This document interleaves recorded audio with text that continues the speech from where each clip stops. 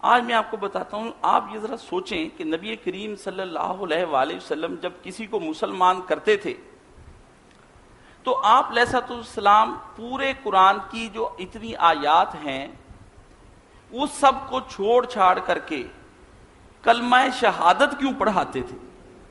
کیا وجہ تھی کہ پیغمبر نے قرآن کی بڑی بڑی صورتوں کو چھوڑ دیا، چھوٹی چھوٹی صورتوں کو چھوڑ دیا، آیات قرآنی کو چھوڑا، اپنے الگ سے کلمہ شہادت کیوں پڑھایا؟ یہ بات سوچنے کی ہے۔ آخر کو سورہ قل ھو اللہ احد اللہ الصمد لم یلد ولم یولد ولم یکن لہ کفوا احد، قرآن کی اتنی بڑی سورہ ہے، پیغمبر نے کیوں چھوڑ دیا اس کو؟ کیوں نہیں کہا کہ بھئی تم عبداللہ ابن سلام تم آئے ہو تو آج تم یہ کرو کہ آج تم قل ھو اللہ پڑھ کر تو اسلام قبول کر لو؟ یا پیغمبر علیہ الصلوۃ والسلام نے کبھی یوں فرمایا ہو کہ میاں تم آئے ہو اور آ کر آج سورہ کافرون پڑھو اور اسلام قبول کر لو؟ یا پیغمبر نے کبھی کہا ہو کہ تم سورہ فاتحہ پڑھ لو جو جس کی اتنی اللہ رب العزت نے خود مدح قرآن کریم فرقان حمید میں فرمائی؟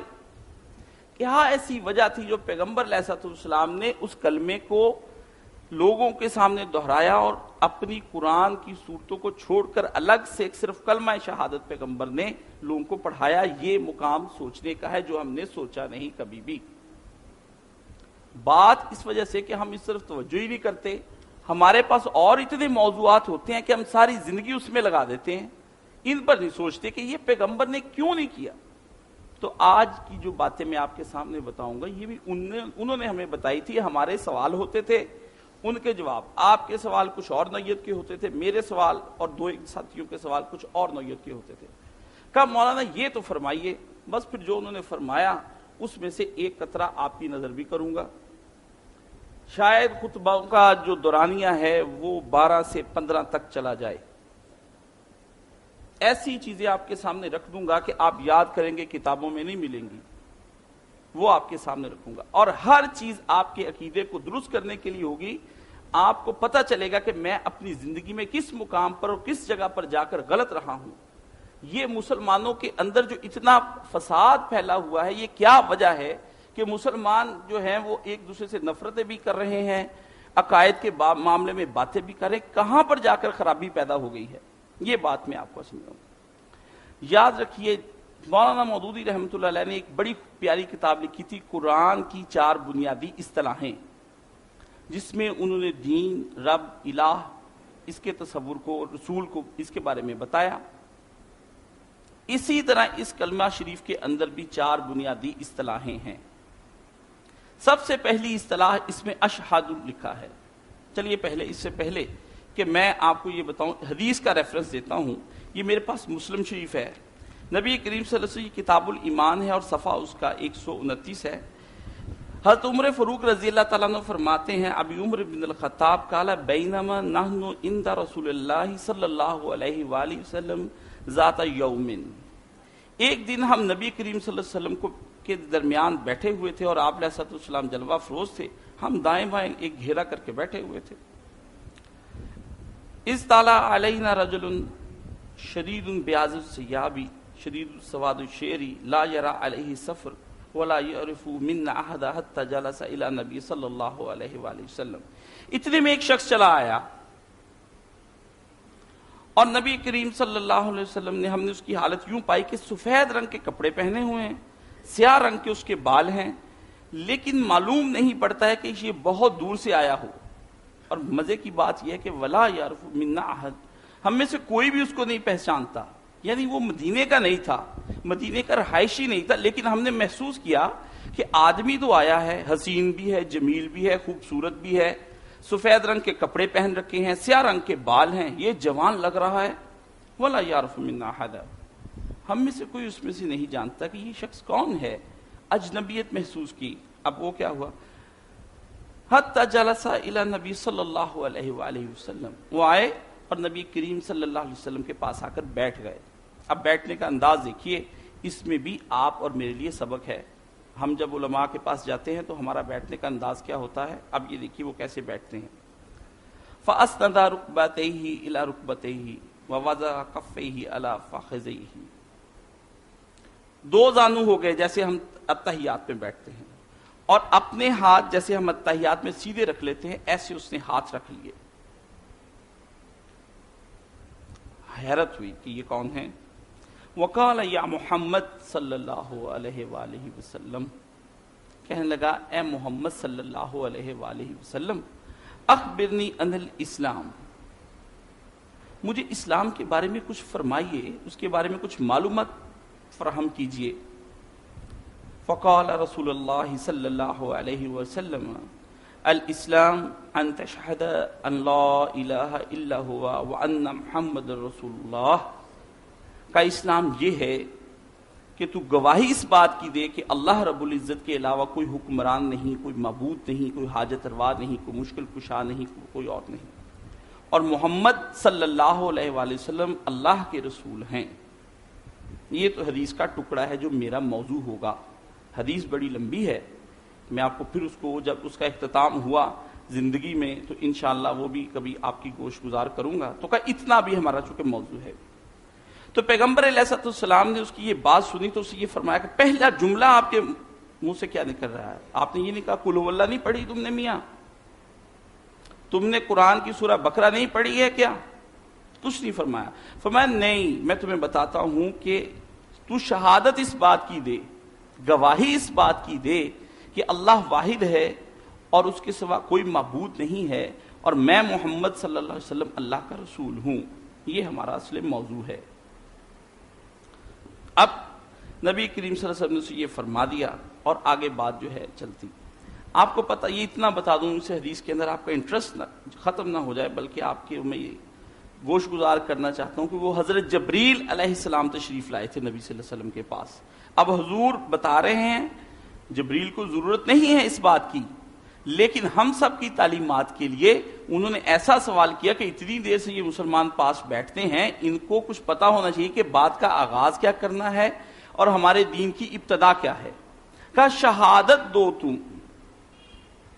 تم گواہ ہو جاؤ, دل سے کچھ بات نکالو, جب منہ سے بولنے لگو تو اس بات کا اقرار کرو. کیا اقرار؟ کہ اللہ ایک ہے اور محمد اللہ کے رسول ہیں, اس بات کی گواہی دو. شہادت کے بارے میں جان لیں, شہادت کوئی معمولی چیز نہیں ہے. اس میں اب 4 بنیادی اصطلاحیں استعمال کی گئی ہیں. پہلی ہے شہادت اس کلمے کے اندر کہ شہادت دو, اقرار کرو. میں پھر بتاؤں گا شہادت کیا ہوتی کیا ہے. ہمارے نزدیک تو گواہ ہو جاؤ, اقرار کر لو, یہ کچھ نہیں ہے. کہ شہادت دو. پھر اگلا فرمایا کہو اللہ الہ, الہ کا لفظ اس میں استعمال ہوا.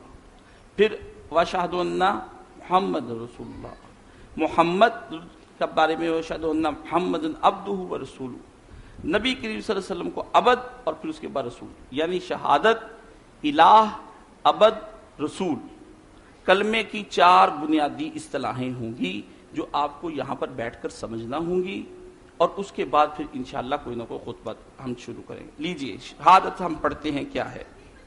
شہادت یہ ہے کہ سب سے پہلے انسان کسی بات کا جب اقرار کرنے لگے تو اس اقرار کو اپنے دل میں جاگزیں کرے, اس کو اپنے دل نشیں کرے, اس کا اپنے دل میں پہلے اقرار کرے. اور دل کا اقرار کیسے ہوتا ہے؟ اس کے اندر سب سے پہلے اس جگہ پر غور و خوض کرے, اس پر فکر کرے کہ میں جس بات کا اقرار کرنے جا رہا ہوں آیا یہ بات درست بھی ہے یا نہیں. اپنے ذہن کے اندر مناظرہ کرے, اپنے ذہن کے اندر بحث کرے کہ جس بات کا میں کل بات کا فیصلہ کرنے والا ہوں یہ بات صحیح بھی یا نہیں. آپ جب کسی مسئلے کے اوپر سوچتے ہیں آپ تو کیا کرتے ہیں, کسی بات پر آپ کو کسی پنچایت میں یا عدالت میں بلایا جاتا ہے کہ تم نے وہاں کے بیان دینا ہے, شہادت دینی ہے, گواہی دینی ہے, تو آپ کیا کرتے ہیں؟ آپ اس بات کو 100 دفعہ یاد کرتے ہیں, کیونکہ سامنے وکیل بیٹھا ہے, ادھر منصف بیٹھا ہے, ادھر منصف بیٹھا ہے, ادھر وکیل بیٹھا ہے, دوسری طرف مخالف پارٹی بیٹھی ہے, مدعا ہے, مدعا علیہ ہے اور دعویٰ ہے. بات ذرا ادک ہے لیکن مجھے یقین ہے کہ آپ تک پہنچ جائے گی. مدعا ہے, مدعا علیہ ہے اور دعویٰ ہے, اور منصف الگ بیٹھا ہے اللہ رب العزت, وکیل آپ کا نامہ اعمال, اور آپ شہادت ابھی دینے والے ہیں, اور سامنے مخالف بیٹھا ہے شیطان. آپ سب بیٹھے ہیں. اب اقرار ہونے لگا ہے آپ کے اپنے ہی دل کے اندر. آپ سوچتے ہیں آیا جو بات میں کہنے جا رہا ہوں یہ غلط ہے یا صحیح ہے.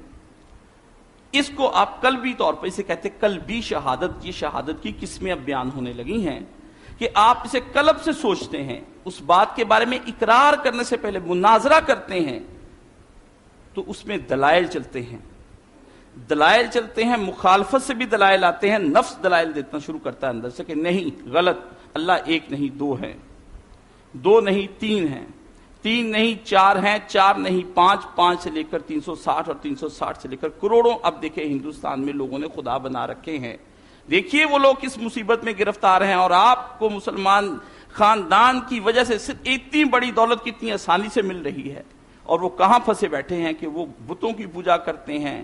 وہ پوجا کر رہے ہیں اس وقت کس چیز کی, وہ بندروں کی پوجا کر رہے ہیں, وہ گائے کی پوجا کر رہے ہیں, وہ سانپ کی پوجا کر رہے ہیں.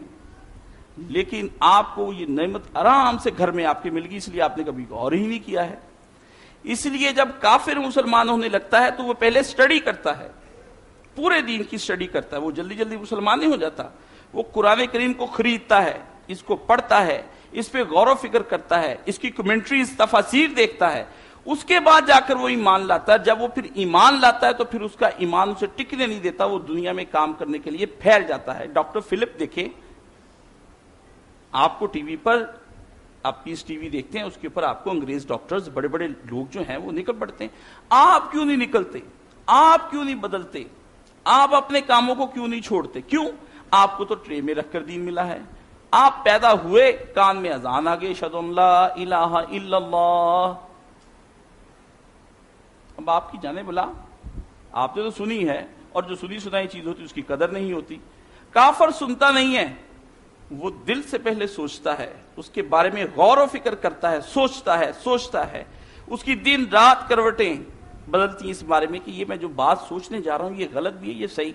اور جس کو میں نے ترک کرنا ہے وہ بھی معمولی نہیں, کیونکہ آخر اس نے بھی تو باپ دادا کا دین آپ ہی کی طرح لیا ہے. اسے کیا پڑی کہ اپنے باپ کے دین کو جھوٹا کہ اور باپ کو جہنم میں بھجوا دے.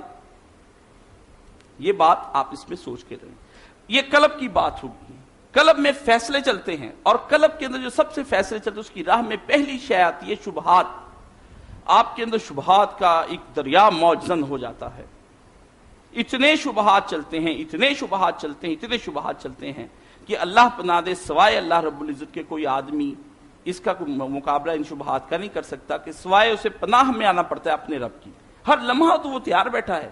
جس پہلوان سے ہمیں لڑنا ہے, سرکاری پہلوان سے, شیطان سے, وہ بڑا پڑھا لکھا فلسفی اور منطقی قسم کا آدمی ہے جو خدا نے بنایا ہے ہمارے امتحان کے لیے, کہ یہ مجھ پر دعوی غیب بالایمان کا رکھتا ہے, تو آیا یہ شخص مجھے جو غیب کے ساتھ مانے گا, اور وہ جو شخص اس سے ٹکرائے گا وہ اس کی غیب کی دولت کو چھین کر لے جائے گا. لیکن پیغمبر خدا صلی اللہ علیہ وسلم نے یہی رکھی پہلی بات, کہ پہلے فیصلہ دل سے کر کے دیکھو کہ یہ بات درست بھی ہے یا نہیں ہے. یہ ایک نگاہ پہ ٹھہرا ہے فیصلہ دل کا, کسی شاعر نے کہا تھا. تو آپ کی جو قلب کا فیصلہ ہے, اس کا فیصلہ سب سے پہلے ہوتا ہے. اور قلب کوئی معمولی چیز نہیں ہے. اللہ رب العزت نے قلب کے بارے میں جو قرآن کی آیات بیان کی ہیں وہ میں اور آپ امیجن نہیں کر سکتے. قلب کے بارے میں نبی کریم صلی اللہ علیہ وسلم کا ایک بڑا خوبصورت قول ہے, اور اسے میں پڑھتا ہوں, اور پڑھنے کے بعد میں نے کہا تصوف کی انتہا اس سے بڑھ کر نہیں ہو سکتی. آپ نے فرمایا قلب کو دو چیزیں جاتی ہیں, ایک کان کی کیف اس کے اندر لگی ہوئی ہے, نالی جا رہی, ایک آنکھ کی نالی اس کے اندر جا رہی ہے. آپ ان دونوں سے جو کچھ دیکھتے ہیں اور سنتے ہیں وہ اس کے اندر جاتی ہے, اور پھر جو اندر جاتا ہے اس کا جو مکسچر بنتا ہے, ملغوبہ تیار ہوتا ہے, وہ جو تیار ہوتا ہے اس کا ظہور باہر ہو جاتا ہے. پھر آپ بے نماز ہو جاتے ہیں, قرآن نہیں پڑھتے ہیں, کم تولنا شروع کر دیتے ہیں, جھوٹ بولنا شروع کر دیتے ہیں, حق کھانا شروع کر دیتے ہیں. کرپشن اس کا نتیجہ ہوتی ہے جو قلب کے اندر سے باہر آتی ہے. کرپشن اس سے, آپ سب پریشان ہیں, ملک میں کرپشن ہو رہی ہے. نواز شریف کو لے آؤ, عمران خان کو چھوڑ دو, عمران خان کو لے آؤ, پیپلز پارٹی کو چھوڑ دو, پیپلز پارٹی کو پھر لے آؤ, عمران خان کو پکڑ لو, عمران خان کو پھر لے آؤ, اب نواز شریف کو چھوڑ دو. یہ معاملے سیاست کے نہیں ہیں, یہ آپ کی ووٹ کے نہیں ہیں, یہ معاملے قلب کے ہیں, اور قلب بیمار ہو گیا ہے. تو فرمایا جو قلب کے اندر سے جاتا ہے وہی باہر نکل کے ظہور کرتا ہے انسان کے اعمال کے اندر. کیا پیغمبر صلی اللہ علیہ وسلم نے فرمایا کہ خبردار خبردار، الا هو القلب، جسم کے اندر ایک ایسا لوتھڑا ہے، اگر خراب ہو جائے تو یاد رکھو تم اس بات کو کہ پورے کا پورا بدن خراب ہو جائے، اور اگر وہ اصلاح اس کی ہو جائے تو سارے بدن کی اصلاح ہو جائے۔ تو لوگ صحابہ متوجہ ہوئے کہ یا اللہ، کون ہے، کیا جگر ہے کہ جس کے دعوے آپ کے شعراء کرتے ہیں، یا دماغ ہے کہ جس کے بارے میں آپ کہتے ہیں کہ ذہین ہو جائے تو دنیا کی بڑی سے بڑی یونیورسٹی سے بڑی ڈگری لے لائے، یا آپ کے جسم کے اندر کے ہاتھ ہیں، یا آپ کی آنکھیں ہیں، یا آپ کی زبان ہے؟ نہ نہ نہ نہ، پیغمبر فرماتے نہ، ان میں سے کچھ نہیں، الا هو القلب، وہ دل ہے تمہارا، کہ جس دل سے ہر چیز پھوٹتی ہے، جو شبہات کو جنم دیتی ہے اور تمہارے اندر کرپشن پیدا کرتی ہے۔ یہ پیغمبر کا فرمان ہے، اور ہم نے اس پیغام پر کبھی غور نہیں کیا، ہم نے اس دل کی کبھی خبر لی ہی نہیں۔ ہم تو صبح اٹھتے ہیں اور ہمارے ہاتھ میں ریموٹ ہوتا ہے، ہم ریموٹ پکڑ کر 1 سے لے کر 80 چینل اور پھر 80 سے الٹی گنتی گنتے آ جاتے ہیں۔ ایک لمحے کا ٹی وی دیکھا ہوا 40 دن تک اثر انداز رہتا ہے، یاد رکھیں۔ اور آپ کتنے گھنٹے دیکھتے ہیں یہ آپ ذمہ دار ہیں۔ آپ کسی کی بات سن لیتے ہیں تو وہ اس کا دورانیہ 80 سال تک کا ہے کہ آپ 80 سال تک وہ بات نہیں بھول سکتے اگر آپ کا دماغ درست رہے۔ تو ہم کتنے گانے سن لیتے ہیں، ہمیں اس کی کوئی پرواہ نہیں ہے۔ قلب بھی خراب کیا، نظر بھی خراب کی، کان بھی خراب کیا، نتیجہ قلب خراب ہو گیا۔ قلب پر کسی نے توجہ نہ کی، یہ قلب مانگتا کیا ہے، اس کی غذا کیا تھی، یہ چاہتا کیا ہے، ہمیں کیا اس کو دینا ہے کہ جس سے یہ زندہ رہے۔ ایک بڑا پیارا شعر ہے، اگر صاحبان ذوق اس پر توجہ فرمائیں۔ مجھے یہ ڈر ہے کہ دل زندہ کہیں تو نہ مر جائے، مجھے یہ ڈر ہے کہ دل زندہ کہیں تو نہ مر جائے، کہ زندگانی عبارت تیرے جینے سے ہے، تو زندہ ہے تو ہم زندہ ہیں، تو مر جائے تو ہم مر جائیں گے۔ یہ حقیقتاً مر جائے، ہارٹ اٹیک ہو جاتا ہے، بندہ بچتا نہیں، اس کے لیے الگ ڈپارٹمنٹ ہارٹ کارڈیالوجیز آپ نے بنائے ہیں، جگر وگر سب کے آپ نے اکٹھے بنائے ہیں، پورے جسم کے اس بیچارے کے لیے الگ بنایا ہے، دنیاوی لحاظ سے اتنا اہم ہے۔ اور اگر اس کی روحانی موت واقع ہو جائے تو یا اللہ، وہ تو اسپیشلسٹ ڈاکٹر شہریار تھا، وہ تو قلب کو صحیح کر دے گا، روحانی موت کے لیے مرشد کہاں سے ڈھونڈوں گا؟ مرشد کی ضرورت اس وقت پڑتی ہے، پیر جسے آپ کہتے ہیں اس کی ضرورت پڑتی ہے، مولانا کی ضرورت پڑتی ہے، مفتی کی ضرورت پڑتی ہے۔ یہ سب الفاظ آپ نے اس قلب کی درستی کے لیے بنائے ہیں، خود ساختہ قسم کے۔ نبی کریم صلی اللہ علیہ وسلم اور پیغمبر کا کام یہی ہوتا ہے، وہ سب سے پہلے آتا ہے اور قلب پر نگاہ رکھتا ہے۔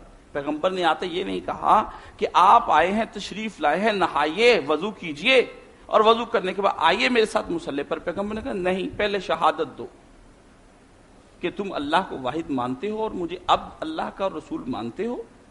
پیغمبر نے پہلے اس بات پر زور دیا ہے، کہا پہلے یہ اقرار اور اس کے بعد پھر کوئی اور عمل، اس کے بعد ہم تمہیں جہاد پر لے جائیں گے، اس کے بعد ہم تم سے حج کروائیں گے، اس کے بعد تمہاری قربانیاں قبول ہوں گی، اس کے بعد تم سے روزے رکھوائیں گے، اس کے بعد تم سے سب سے اہم فریضہ نماز کا ہے وہ بعد میں کروائیں گے، پہلے تم سے شہادت لیں گے ہم۔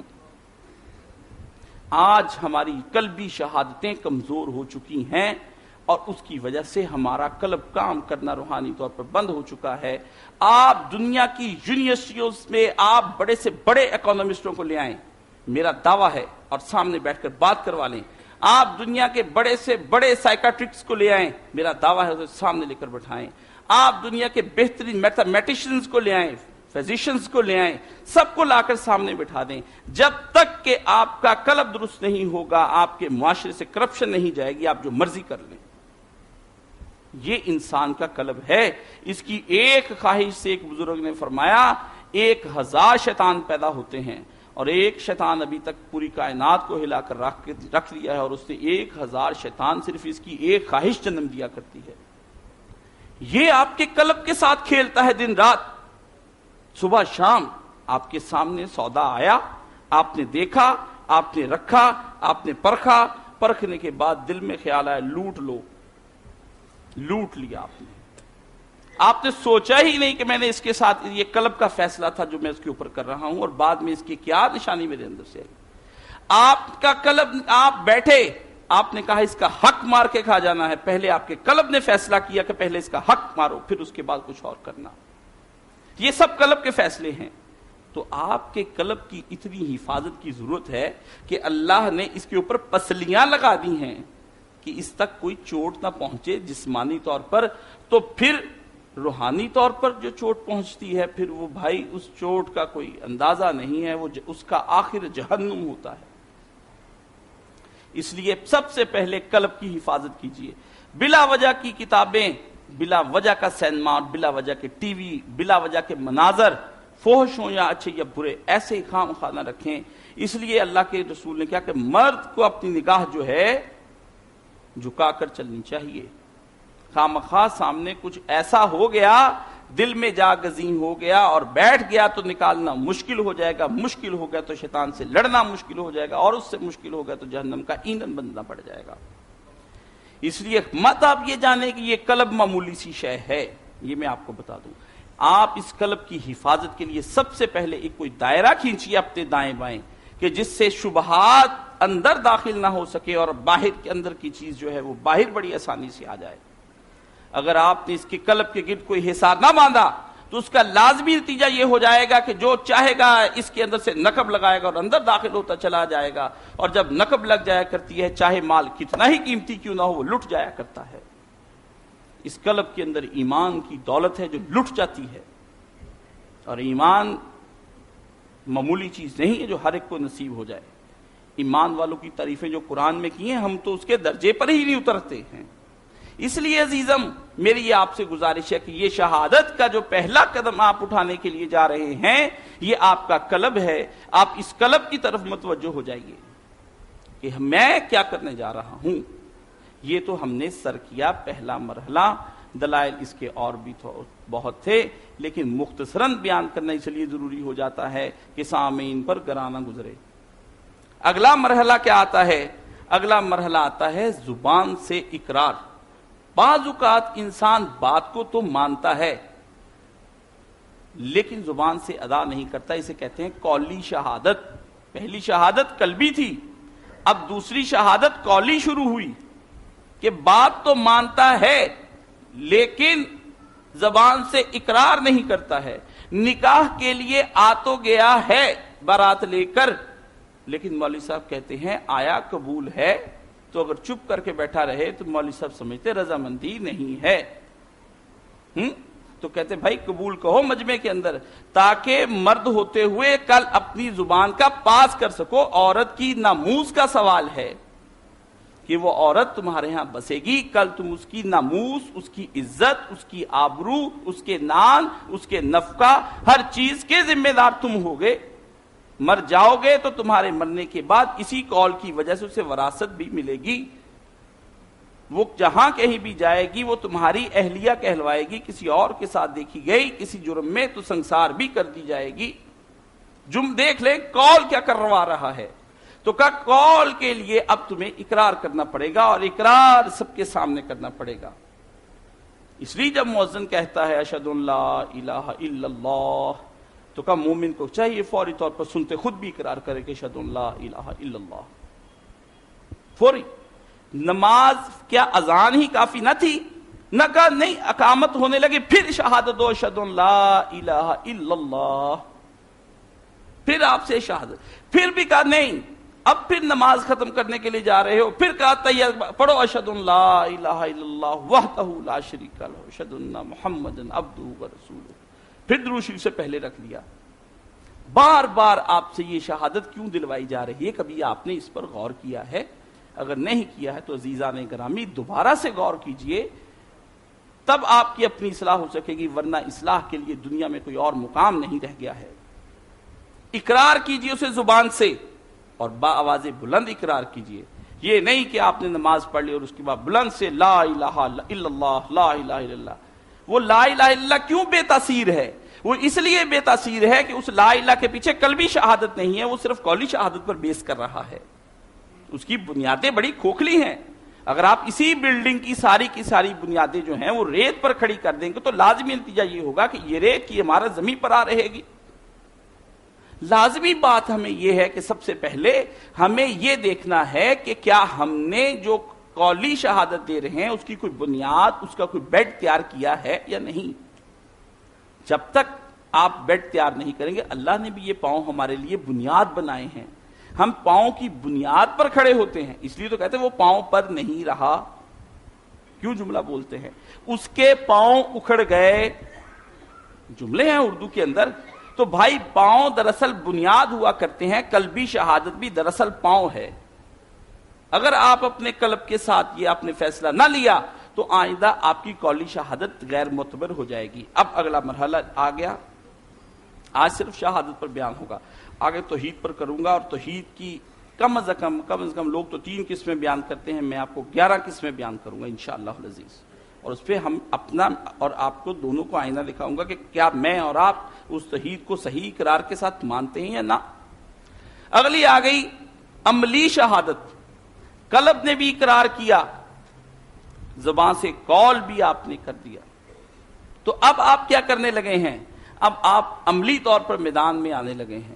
اب اگر آپ کے قول عمل کے اندر کسی قسم کی کوئی ٹیڑھ ہے، آپ کرپشن میں ملوث ہیں، آپ کی کردار، آپ کا اخلاق یا آپ کا کسی بھی حوالے سے آپ کسی کج روی کی راہ پر چل رہے ہیں، یا گمراہی کی کسی منزل پر گامزن ہیں، یا گمراہوں کے ساتھ ہو رہے ہیں، یا گمراہوں کا ساتھ دے رہے ہیں، یا گمراہوں کو گمراہ کر رہے ہیں، تو سب صورتوں کے اندر یہ بات پکی ہو جائے گی کہ نہ آپ کا جو قولی اقرار تھا اس کے اندر قلبی اقرار کی بنیاد جھوٹی تھی، آپ غلط تھے اپنی بات کے اندر۔ اس لیے جب آپ دنیا میں دیکھتے ہیں کہ بات تو لمبی ماشاءاللہ داڑھی ہے، مسجع مقفع ہیں حضور، اور باشرہ لگتے ہیں، لباس میں کچھ ٹیڑھ نہیں ہے، لیکن حضور یہاں کی یارن مارکیٹ کے اندر بیٹھے ہیں اور سب کا مال لوٹ لوٹ کر کھا رہے ہیں، تو سمجھ لیجئے یہ قلبی شہادت اس کی تھی ہی نہیں۔ حلیہ تو اپنا لیا، عمل سے تو گواہی ظاہراً دینا شروع کی، لیکن جب بات کردار کے اوپر چلی آئی کہ تم بھائی اپنے معاملات دنیا کے اندر ٹیڑے میڑے ہو، اس کو تو صحیح کرو، لوگوں کا حق کھا رہے ہو، مال لوٹ کسوٹ سے کھا رہے ہو، عدالتوں کے اندر جھوٹی گواہیاں چل رہی ہیں، غریبوں پر کیس کر دیتے ہو، تم اپنی انا کے دائرے میں اتنے گرم اور جوش و خروش میں آ جاتے ہو کہ اگر میری بات نہ مانی گئی تو میں دنیا کو تہس تہس کر دوں گا، اور راتیں تمہاری پلان بناتے بناتے گزر جاتی ہیں دوسروں کی مخالفت میں۔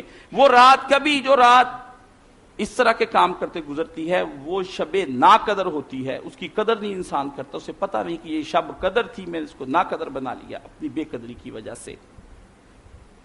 ہر شب قدر است گر تو قدر دانی، شاعر کہتا ہے کہ اگر تو قدر جانتا ہوتا تو ہر شب تیری شب قدر بن جایا کرتی، لیکن تم نے قدر ہی نہیں جانی، تم نے اپنی رات کسی کا مال کی لوٹ کھسوٹ میں گزار دیا، یہ سوچتے کہ صبح یہ کروں گا اور اس کے ساتھ یہ کروں گا، تو پھر یہ صبح شہادت دینے کے لیے جاؤں گا تو یہ کروں گا، صبح دودھ میں پانی ملا دوں گا، صبح میں اپنی کریانے کی دکان کھولوں گا تو اسے جعلی اشیاء بیچ دوں گا، صبح میں اٹھوں گا تو اپنے یتیم بھتیجے کا ناحق مال کھا جاؤں گا، صبح اٹھوں گا تو اپنی غریب بیوہ بھابھی کے اوپر مقدمہ کر کے اس کی جائیداد ہتھیانے کی ناکام کوشش کروں گا، صبح اٹھوں گا تو اپنے ووٹ کو بیچ دوں گا کسی کے ہاتھ میں، اور ہمیشہ کے لیے اس امت کے مقدر کو برباد کر کے رکھ دوں گا۔ یہ ہیں میں اور آپ، یہ مسئلہ ہے شہادت کا۔ آپ کی شہادتیں ضائع ہیں، مت آپ سمجھیے کہ یہ آپ اور میں صحیح طریقے سے شہادت دے رہے ہیں۔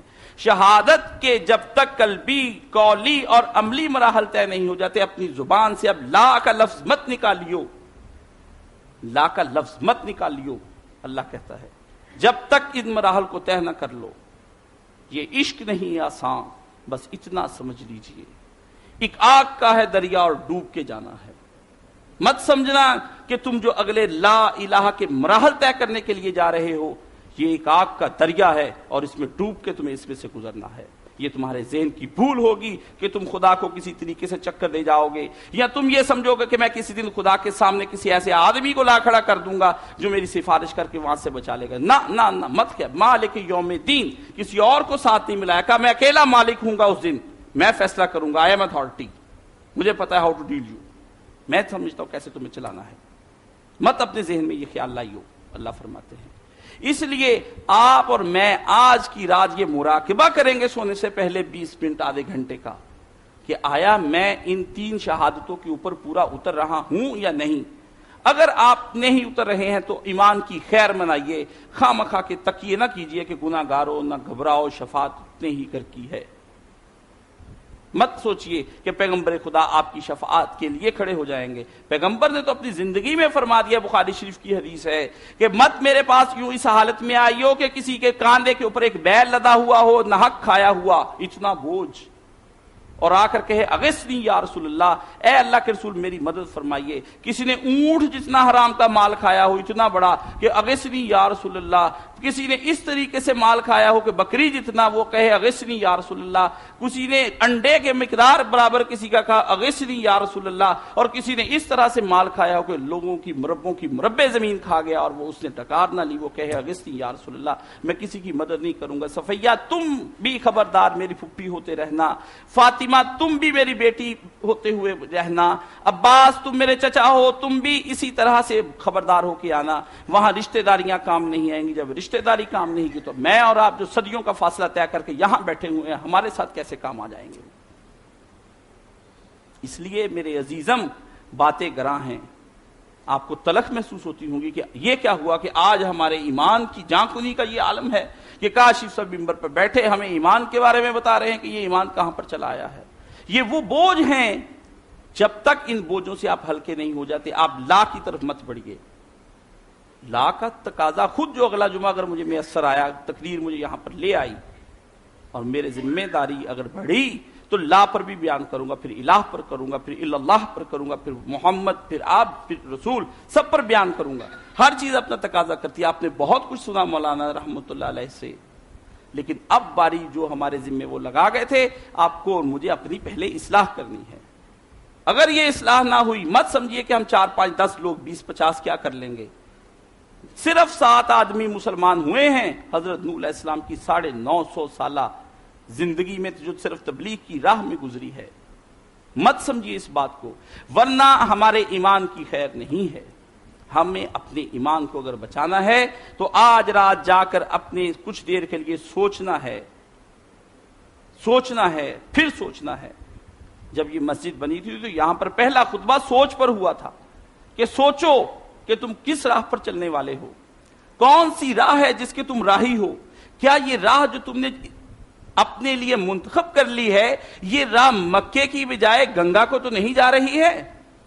یہ نہ ہو کہ ہم پہنچتے راہ تو مکہ کی اپنی طرف سے لیں, لیکن سامنے چلے جائیں تو حبل کا بت سامنے کھڑا ہو, عزا کی دیوی سامنے ہمارے کھڑے ہو, اور لات کی اتنی بڑی دیوی منہ نکالے کھڑی, اور ہم آخر میں دیکھیں کہ ہمارے سجدے بھی لات کو ہوتے رہے, ہمارے رکوع بھی منات کو ہوتے رہے, اور ہمارے قیام حبل کو ہوتے رہے. یہ وہ بت تھے جو کفار مکہ پوجا کرتے تھے. ان کی راہ میں کیا تھا یہ سب؟ یہ ہم سب کو فکر کرنی ہے. اگر ہم نے یہ فکر نہ کی تو جان لیجئے میٹھی گولیاں, شوگر کوٹڈ پوائزن جو آپ کو میں اور دیگر لوگ جو ہم آپ کی مجلسوں میں بیٹھ کر میٹھی میٹھی دیتے ہیں, وہ آپ کا آخر آپ کی موت ہو جائے گی, بھلے چوسنے میں کتنی ہی میٹھی کیوں نہ ہو. آپ کو لگے گا مزہ آ رہا ہے, لیکن آپ کو وہ سلو پائزن ہے جسے آپ چوستے جب وہ اندر جاتی جائے گی وہ سلو پوائزن زہر آپ کے اندر کام کرنا شروع ہو جائے گا, اور بالآخر اس کا یہ نتیجہ نکل گئے گا کہ آپ کے قلب کی موت واقعہ ہو جائے گی. جب قلب کی موت واقعہ ہو جائے تو اللہ کہتا ہے اولئک ہم کالانعام بل ہم اضل, تو انسان پھر جانور بن جایا کرتا ہے. اللہ فرماتے ہیں بلکہ فرمایا بل ہم اضل, جانور کے بھی گرنے کی کوئی جگہ ہوتی ہے, اس کے تو گرنے کی جگہ اس سے بھی جا کے بری کچھ. ثم رددنہ اسفل سافلین, کیا قرآن میں سورہ 3 میں آیا ہے. اللہ فرماتے ہیں ہوتا کیا ہے اس وقت, پھر اسفل سافلین کی گہرائیوں میں جا گرتا ہے. میں نے تو احسن تقویم میں خوبصورت انسان بنا کر پیش کیا, ناک نقشہ بنا کر پیش کیا, ذہن رکھا, آنکھیں رکھی, دل جگر دماغ سب کچھ رکھا, اس کو چلتا پھرتا پورا کیا. ہدایت کے لیے دنیا کی کامل ترین ہستی حضرت محمد صلی اللہ علیہ وسلم اس کے لیے بھیج دیا. خوبصورت ترین کتاب قرآن کریم اس کے حوالے کر دی, اور پھر اس کو چاہنے والے ماں باپ دے دیے, اور بے شمار مرشدوں کی لائنیں لگ گئیں. لیکن یہ کیا ہوا کہ اس احسن تقویم نے میری بات کو نہ مانا, اور خود کیا ہوا؟ ثم رددنہ اسفل سافلین، گرتے گرتے پستیوں کے اندر جا کر غرق ہو گیا، اور پھر کبھی اس کے اٹھنے کی کوئی جگہ نہ رہی۔ اور وہ پستیاں دراصل نام ہے اس شے کا جس شے کو آپ اور میں اپنی معروف زبان میں جہنم کہتے ہیں۔ عزیزان محترم، ہمارے لیے یہ مقام بڑا قابل غور ہے۔ آپ لوگوں نے بلا شبہ کتابیں پڑھی ہوں گی، لیکن اس اچھوتے موضوع پر کبھی آپ نے گفتگو نہ کی ہوگی۔ میں نے اپنی زندگی کے بڑے سے بڑے مناظرے صرف اس کلمہ شہادت سے جیتے ہیں۔ عیسائیوں سے بات ہوئی، بہائیوں سے، دوسرے لوگوں سے، انٹرنیٹ پر باتیں کی ہیں۔ مجھے صرف یہ ہوتا ہے کہ آئیے کلمہ شہادت پر بیٹھ جائیں، بات شروع کریں۔ وہ پہلی ہی بات پہ آ کے ختم ہو جاتے ہیں کہ آپ مانتے کیسے ہیں۔ آپ کو پتا ہے یہ کلمہ شہادت سب سے پہلے آپ کو اپنے آباء و اجداد کے مذہب پر تنقید سکھا دیتا ہے کہ تم غلط ہو، جس بات کا اقرار کر رہے ہو وہ بات آئی کہاں سے ہے؟ کیا آنکھ بند کر کے باپ کی بات مانی، خاندان کی بات مانی ہے؟ اس لیے زد کس پر پڑتی ہے؟ وہی نحن وجدنا آبائنا جو کفار کہتے تھے کیا ہمارے بزرگ غلط ہوا کرتے، اس پر پہلی زد پڑتی ہے۔ پھر کیا تمہیں یہ مذہب اچھا لگتا ہے؟ خواہش نفس پر دوسری زد لگی۔ پھر برادری چونکہ ساری مانتی اس لیے میں مانتا ہوں، پھر برادری پر زد لگی۔ چونکہ میں اس ملک کے اندر رہتا ہوں، پھر علاقے پر زد لگی۔ چونکہ میں اس نسل سے ہوں، پھر نسل پر زد لگی۔ چونکہ میں اس رنگ سے ہوں، اس لیے نسل پر زد لگی، رنگ پر زد لگی۔ تو کتنی بیڑیاں کٹ گئیں اس یہ کہنے پر کہ اشہادو، صرف ابھی اتنی بات ہوئی ہے۔ کتنی بیڑیاں کٹ گئیں آپ کی، کتنی زنجیریں ٹوٹ گئیں، کتنی سلاخیں علم کی ختم ہو گئیں، اور آپ جیل خانے سے باہر چلے آئے ہیں۔ میرے عزیز محترم، وقت ختم ہوا، چاہے میں اس سے بھی زیادہ اس موضوع پر بول سکتا، لیکن چونکہ میرے مربی، میرے دوست خادم حسین نے کہا آپ مختصراً جو ہے ان چیزوں کو بیان کر دیں گے، ان کا ریکارڈ کروا دیں گے، تو یہ بہت جلدی اور تھوڑے وقت میں لوگ اس بات کو سمجھ لیں گے۔ ورنہ اگر آپ مجھے کہتے تو میں کم از کم 1 سال تک صرف اسی موضوع کو لے کر چلتا، دنیا جہان کے تمام ازمز کو ڈسکشن ان کی یہاں پر کرتا، انگلش سے لے کر عربی، فارسی، اردو، ہندی، ہبرو، میں خود طالب علم ہوں عبرانی زبان کا جو اسرائیل میں بولی جاتی ہے، ان تک کے لٹریچر کو آپ کے سامنے رکھتا، جرمن، فرینچ اور اسپینش کے تمام رائٹروں کو سامنے رکھ کر آپ کو میں ثابت کرتا کہ دنیا کن کن گمراہیوں میں صرف اس ایک اشہادو کی وجہ سے پھنس چکی ہے۔ آپ اپنے پیغمبر کے لیے ضرور ہر زبان بار بار اٹھ کر کہتے، ہمیں کہنا نہ پڑتا، ہمیں آپ کو حدیثیں نہ سنانی پڑتی کہ پیغمبر نے کہا کہ مجھ پر درود شریف پڑھو گے تو 10 رحمتیں، آپ کے قلب کے اندر سے یہ شے برآمد ہوتی کہ اللہم صلی علی محمد وعلی آل محمد۔ آپ کا قلب گواہی دیتا کہ پیغمبر نے ہمیں کن زنجیروں سے آزاد کیا ہے۔ اللہ فرماتے ہیں میں نے وہ پیغمبر تم پر نازل کیا ہے جس نے تمہاری بیڑیاں کاٹ دی ہیں، جس سے تمہاری زنجیریں توڑی۔ یہ قرآن کے الفاظ ہیں، میرے نہیں ہیں۔ اللہ نے کیوں کہا؟ اس لیے تو کہا ہے کہ قرآن کریم وہ کتاب ہے، اگر اس کو پھیلانے پر کوئی آدمی آ جائے تو وہ دنیا جہان کے علوم کو، اس سمندر کو اس کی تفسیر بنا دے، پھر بھی کم پڑ جائیں گے۔ یہ کیوں کہا ہے؟ یہ دنیا اس وقت صرف آپ کی پوری فقط ایک اشہادو کے اوپر، پھر ایک اشہادو کے لفظ کے اوپر چل رہی ہے۔ آپ کی جنگ امریکہ سے لے کر اسپین تک، لیبیا، فرانس، تیونس، لیبیا، شام، مصر، عراق، اس ایک اشہادو کے، آپ اس ایک اشہادو کے قائل ہیں، اور وہ کہتا ہے نہیں میں ایک اور اشہادو کا قائل ہوں جو باطل کا اشہادو ہے، اس کی گواہی دیتا ہوں۔ اس لیے آپ کے ملکوں کے اندر جنگ چھڑ گئی، لاکھوں انسان قتل کر دیے گئے، بے شمار یتیم بنا دیے گئے، عورتیں بیوہ کر دی گئیں، آپ کے ملک کی زمین کو خون سے نہلا دیا گیا۔ کس بنا پر؟ اس ایک اشہادو کی بنا پر۔ آج اگر آپ نے اس اشہادو کے لیے تیاری نہ کی تو یاد رکھیے یہ جہان میں تو رسوائیاں ہیں ہی ہیں، اگلا جہان بھی ہماری رسوائیوں کے لیے تیار بیٹھا ہے۔ تو خداوند عالم میں تجھ سے دعا گو ہوں کہ تم ہم سب کو اس دنیا اور اس دنیا کی رسوائیوں سے بچا لو، اور ہمیں اس صحیح اشہادو کے لیے تیار کر دے۔ اللہ اے اللہ ہمارے دل کے اندر اس اشہادو کو استقامت دے دے۔ اے اللہ ہم اس اشہادو کے اوپر عملی، قولی اور فعلی طور پر، قلبی طور پر تیار ہو کر تیری بارگاہ میں آئیں، پھر آپ دیکھیں گے کہ آپ کے اندر سے صالح چیز خود بخود آئے گی، پھر آپ نماز بھی پڑھیں گے، پھر آپ قرآن بھی پڑھیں گے، پھر آپ حدیث پڑھیں گے۔ یہ مسلم شریف کی کتاب الایمان ہے، اور کتاب الایمان کی پہلی حدیث اس سے شروع ہوتی ہے، یعنی بات ہی پہلے حدیث میں یہاں سے چلی ہے۔ میں نے بھی اس لیے آغاز کیا کہ چونکہ میرے لیے یہ پہلا مولانا کی تعزیتی خطبے کے بعد یہ پہلا تھا، میں نے سوچا کہ اگر زندگی میں میسر آئی تو اسی پر صرف کر دوں گا، اور کم از کم موقع آگے ملتا رہا تو یہ لوگوں تک پہنچا دوں گا۔ میرے عزیز، اللہ تعالیٰ سے دعا ہے کہ ہمیں صحیح سوچ، صحیح علم اور صحیح عمل کی توفیق عطا فرمائے، اور اپنی بارگاہ میں ہماری ان تمام توفیقات کو جس سے عنایت کی ہیں اس کو قبول و منظور فرمائے۔ وآخر دعوانا ان الحمد للہ رب العالمین۔